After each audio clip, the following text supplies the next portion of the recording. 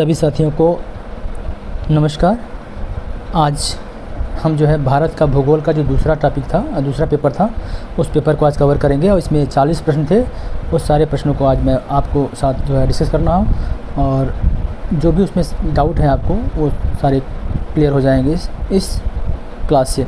तो बिना देरी करते हुए आज हम शुरू करते हैं। इससे पहले मैं चाहूँगा कि आप अगर वीडियो के कंटेंट अच्छे लगते हो आपको तो इस वीडियो को आप लाइक करें, सब्सक्राइब करें और अपने जो है दोस्तों में भी इसको शेयर कर दें और साथ ही साथ बेल आइकन को भी प्रेस कर दें ताकि आने वाली वीडियो आपको मिलती रहे।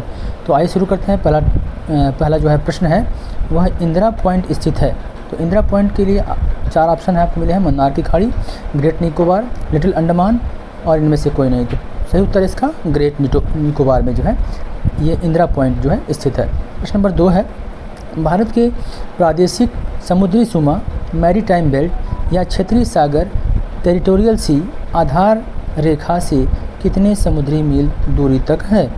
तो भारत की प्रादेशिक समुद्री सीमा क्षेत्रीय सागर सीमा आधार रेखा से 12 मील समुद्री मील की दूरी पर है। प्रश्न नंबर 3 है, टेढ़े मेढ़े तट को मिलाने वाली कल्पित रेखा कहलाती है।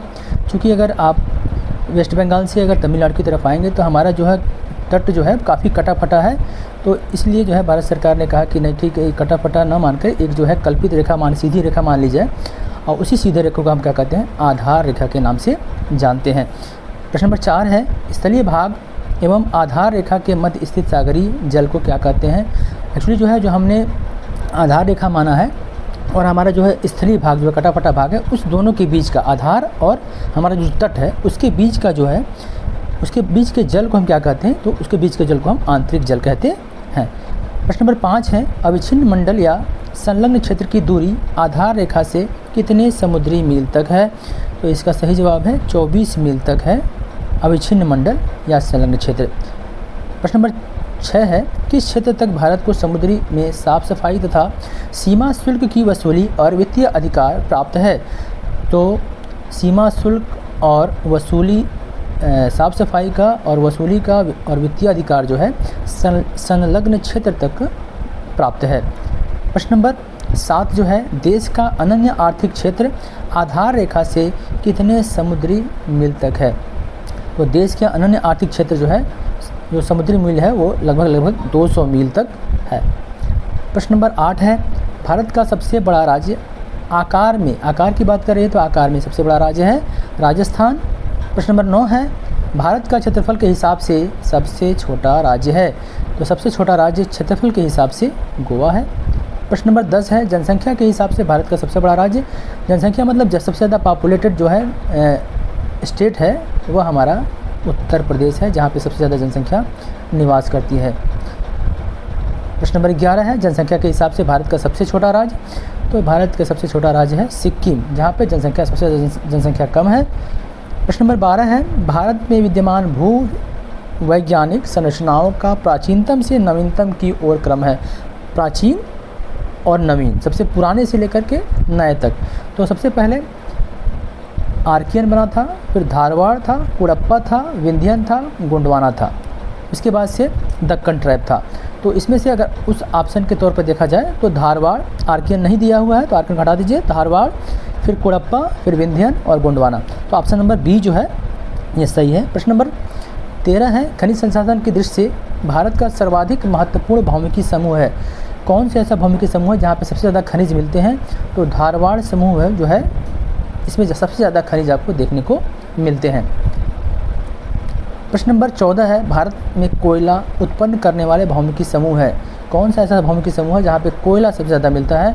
तो इसमें सही उत्तर है गोंडवाना। गोंडवाना में कोयला जो है लगभग 98% तक जो है कोयला इस जो भौमिकी समूह में देखने को मिलता है। प्रश्न नंबर 15 है, छोटा नागपुर और दक्कन पठार सदृश भौमिकी संरचना किस राज्य की हैं? तो छोटा नागपुर और दक्कन पठार की सदृश संरचनाएँ जो हैं वह मेघालय में हमको देखने को मिलती हैं। ये क्वेश्चन काफ़ी बार आया हुआ है, देख लीजिएगा सही से। प्रश्न नंबर 16 है, आद्यकल्प में भारत में पहली ज्वालामुखी क्रिया हुई थी? तो ये भी क्वेश्चन पूछा हुआ है। तो बिहार के डालमा की पहाड़ियों पर जो है सबसे पहली ज्वालामुखी क्रिया हुई थी। प्रश्न नंबर 17 है, निम्नलिखित में से सबसे प्राचीनतम चट्टान है? तो मैं पहले ही बताया हूँ आर्कियन व धारवाड़, धारवाड़ के बाद जो है कुडप्पा, कुडप्पा के बाद जो है विंध्यन, विंध्यन के बाद जो है वो सबसे लास्ट में जो गोंडवाना। तो सबसे पहले इसमें पुराना क्या होना जाएगा? आर्कियन।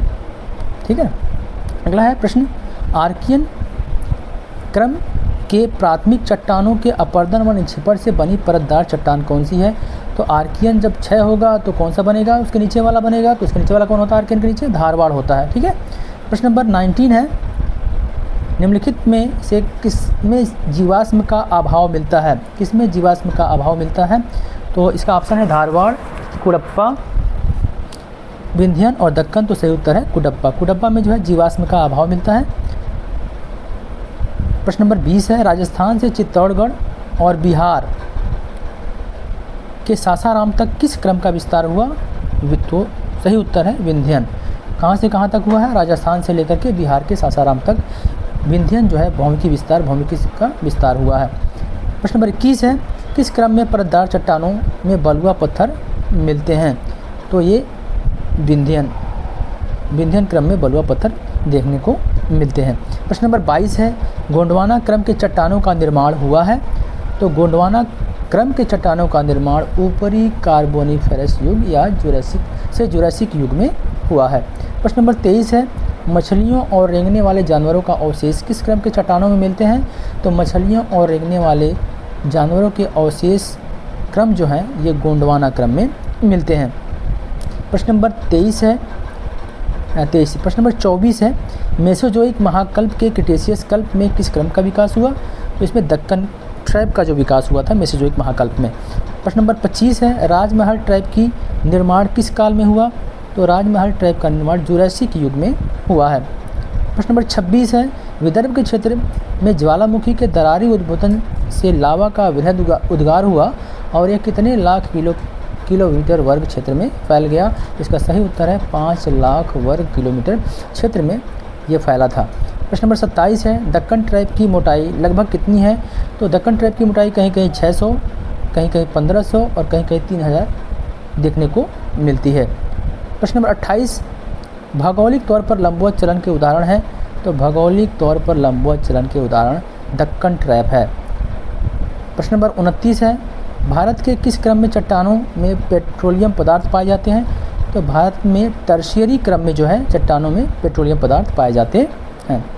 अगर कंटेंट आपको अच्छा लग रहा हो तो इस वीडियो को ज़रूर अपने दोस्तों में शेयर करें। आपका एक शेयर हमारे मनोबल को बढ़ाता है और ताकि हम ऐसे मोटिवेट होकर ऐसे और वीडियो आपके लिए बना सकें। प्रश्न नंबर 30 है, कश्मीर घाटी का निर्माण किस काल में हुआ था? तो कश्मीर घाटी का निर्माण जो हुआ था प्लीस्टोसीन कल्प में हुआ था। प्रश्न नंबर 31 है, किन चट्टानों में पन्ना तथा गोलकुंडा के हीरे प्राप्त होते हैं? तो सही उत्तर होगा इसका विंध्यन क्रम में। प्रश्न नंबर 32 है, किसने भूसन्नतियों को पर्वतों का पालना कहा? इनमें संततियों दे दिया है तो इसको कट कर लीजिएगा, भूसन्नति है ये। किसने भूसन्नतियों को पर्वतों का पालना कहा? तो कोबर ने कहा था, भूसन्नतियों को पालना कहा था। ठीक है। प्रश्न नंबर 33 है, दिल्ली क्रम की सैल किस क्रम के चट्टानों से बनी हुई है? तो दिल्ली क्रम की सैल जो है कुडप्पा क्रम की चट्टानों से बनी हुई हैं। प्रश्न नंबर 34 है, पशु चारण के लिए शीतोष्ण मुलायम घासों को जम्मू कश्मीर में क्या कहते हैं? तो जम्मू कश्मीर में से मर्ग के नाम से जाना जाता है। प्रश्न नंबर 35 है, मालाबार तट की विशेष स्थलाकृति है?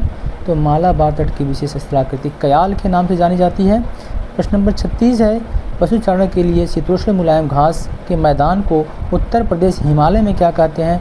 तो इसका सही जवाब होगा बुग्याल एवं पयाल। प्रश्न नंबर 37 है, राजस्थान में तांबा, कोबाल्ट तथा रांगा किस समूह के सेल से प्राप्त होता है? तो इसका सही उत्तर है कुडप्पा। प्रश्न नंबर 38 है, दक्कन ट्रैप का निर्माण हुआ है? तो दक्कन ट्रैप का निर्माण जो है बेसाल्टीय चट्टानों से हुआ है। प्रश्न नंबर 38 है, सर्वाधिक 98% कोयला किस क्रम में मिलता है? तो मैंने आपको पहले बताया था कि गोंडवाना क्रम में 98% जो है जो कोयला है वहाँ पे स्टोर है, तो इसका सही उत्तर होगा गोंडवाना। प्रश्न नंबर 40 है, एक समुद्री मील में कितने मील होते हैं?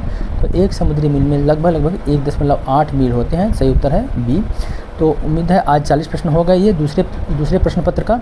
तो अगर कंटेंट आपको अच्छा लगा हो, वीडियो अच्छी लगी हो, तो एक लाइक, एक शेयर करें, ताकि हमारी जो है फिर से जो है हमारा जो है स्ट्रेंथ है, हमारी ताकत है बढ़े, और मैं इस तरह के मोटिवेट होकर वीडियो आपके लिए बना सकूं।